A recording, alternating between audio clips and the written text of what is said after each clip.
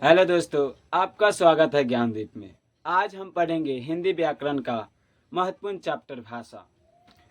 भाषा पढ़ने से पहले सबसे पहले हमें ये ध्यान में रखना है कि हमारे ज़िंदगी में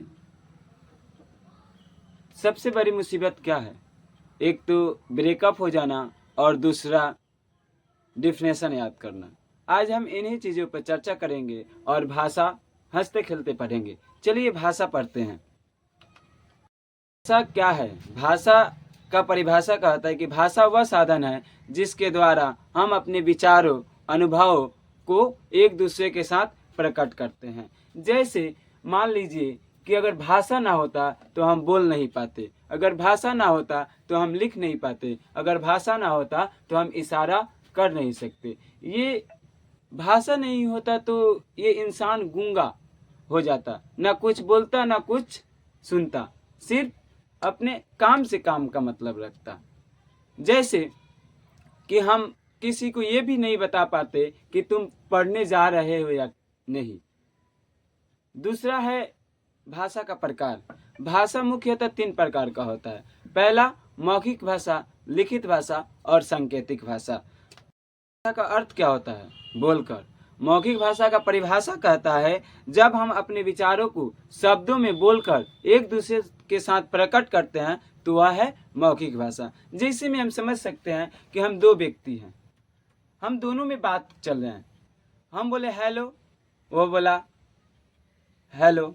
हम बोले हाउ आर यू, वो बोला आई एम फाइन। ये क्या है? भाषा है। तुम कैसे हो? मैं ठीक हूँ। मतलब आमने सामने बातचीत करना। ये क्या है? मौखिक भाषा का रूप है। हैं दूसरा पॉइंट, लिखित भाषा। लिखित भाषा का अर्थ क्या होता है? लिख कर एक दूसरे के साथ प्रकट करना। तो लिखित भाषा का परिभाषा कहता है जब विचारों को लिखकर दूसरे व्यक्ति के पास भेजा जाता है या प्रकट किया जाता है उसे लिखित भाषा कहते हैं। जैसे हमने व्हाट्सएप पर लिखते हैं गुड मॉर्निंग, लेकिन उधर से रिप्लाई क्या आता है? Good night. जैसे हम लेटर लिखते हैं और लेटर लिख कर भेजते हैं तो क्या है? वह लिखित भाषा है। आप लोग क्या समझ रहे हैं? कौन सा लेटर? लेटर, पत्र या जो कुछ भी या अखबार हमारे सामने आता है वो पूरा क्या है? लिखित भाषा है। हम प्रकट करते हैं। जैसे हम लिखे लेटर और किसी के पास भेजना है तो हम भेज दिए, वह क्या करता है? उसे पढ़ कर समझता है, तो ये क्या है? लिखित भाषा। पढ़ते हैं सांकेतिक भाषा। सांकेतिक भाषा का अर्थ क्या होता है?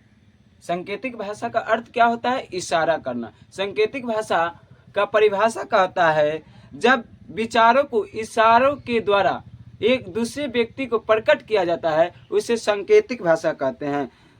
जैसे में मैंने आँख से इशारा किया लव यू, लेकिन उसने जवाब दिया कि इसकी आँख में धूल पड़ गई है।